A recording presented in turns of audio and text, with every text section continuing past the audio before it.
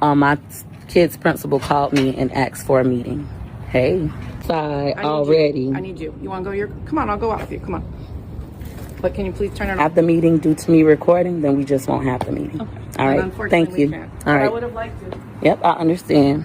So we're not going to have this meeting because if I can't record and they're already ambushing me, it doesn't make sense. So what I'm going to do today, I'm going to give you an update on Peach McIntyre. She was set up to have a meeting with her school and things didn't go as planned because the school didn't allow her to take the camera in, which I thought she should have go along with and maybe have her husband come to the meeting with her. That way she has someone to back up the information that she received and it's not their word against hers. Anyway, she declined the meeting because she couldn't go into the meeting with her camera. In my head, it was like, what is more important? You filming what they're saying or get into the root of why did they give your child a bag that you didn't consent to, if that's what you were really concerned about. I do understand why you're upset about her getting a bag, but for me, I definitely think I would have gone into the meeting without the camera. Not everything needs a camera. I think you should have gotten maybe an aunt or a husband or your husband to go into the meeting with you and speak to these adults instead of speaking to the public.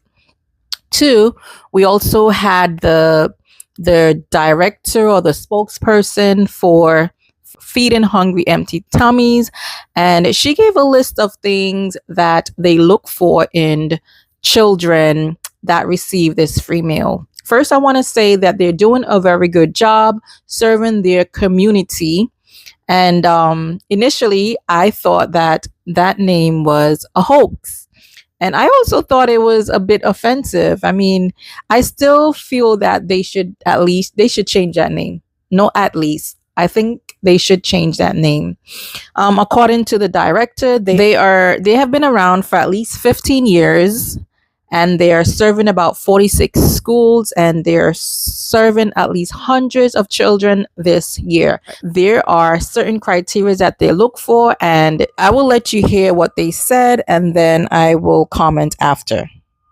I think that this is the 3rd or 4th year in a row. I apologize for not knowing that exactly, but I think this is the 3rd or 4th year that we have been able to start serving the children immediately. Our numbers grow throughout the year, and we started with just a few hundred kids in a few schools the first week of school. We are now in 46 schools, and this week we served 1,352 children. So today, I wanted to share a little bit about who we are, what we do, and the reason why we do what we do.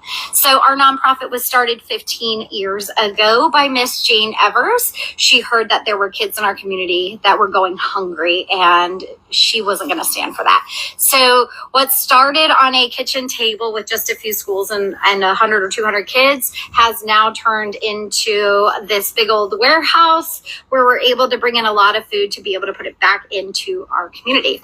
So our kiddos, we want them to return to school on Monday ready to learn, thrive, and ready to succeed and not have to worry about where their next meal might come from. Our kids typically receive free breakfast. Well, all kids in Manatee County receive free breakfast, but we're very grateful for that. But our kids typically receive free or reduced lunches. That is a number one tell for the schools if those kids need to be on the program.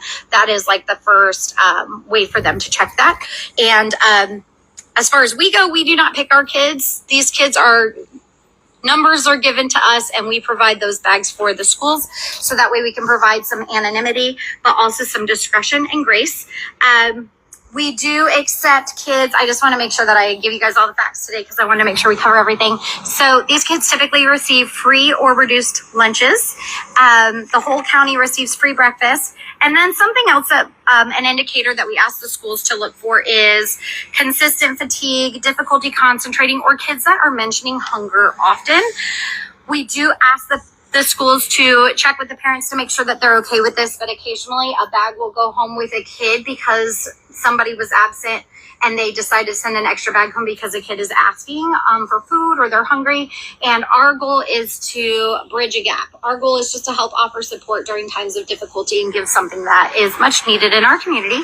And so we do have a consent form that goes home. I'm going to show you the first time the kids get a bag from us. It typically comes in a backpack. These are both purchased, sponsored, and donated. And so we've got some really cute ones this year. We have a variety of colors that we send out to the schools, but first time the kids get a bag from us, it typically comes in a backpack. And every time we send a backpack out, it has one of our flow consent forms in it. We have about 80% of our program covered by consent forms. Some of the grants that we receive require the consent form. We do have some families that are afraid to fill these out. They don't want to draw attention to their situation for whatever reason. I'm not going to speak on behalf of them, but we do not have 100% participation with those consent forms, which is why we do fundraisers and we have some other local donors that will help cover the kids that are unable to provide those consent forms.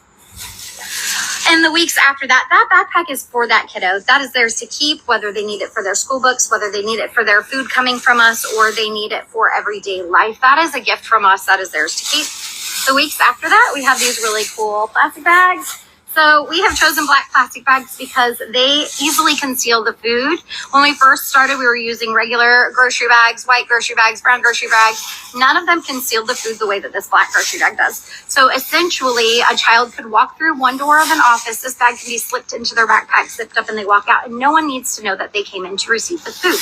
So what we do, we try to help with the kids that might be afraid of taking food. We don't want anybody to feel singled out in any way, shape, or form. Our goal is to help with a possible need. So I don't receive names. I don't choose the kids. We send out the information to the schools, allow them to order the bags. They're able to order bags every single week. So yes, we have 46 schools that are ordering bags for their kiddos. If a child ever receives this, that it wasn't intended for them, we just ask that you return it and let the school know, like, we're not in need. So there you have it from the organization of Feeding Hungry Tummies.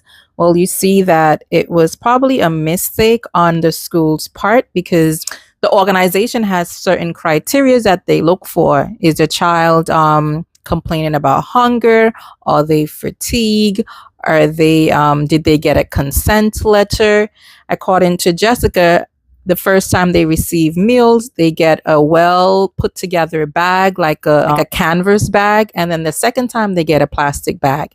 In Peach's video, we saw that the child got a plastic bag. So most of us would assume that maybe the child did get a bag before and that was sent home. Another question to ask in your mind is, was there a consent form that was sent home to the parents of Gorgeous, that's Peach's daughter?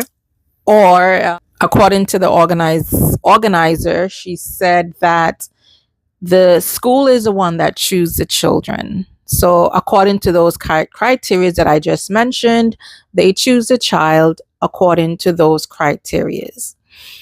Some people were saying that the children don't dress well. That is not a criteria.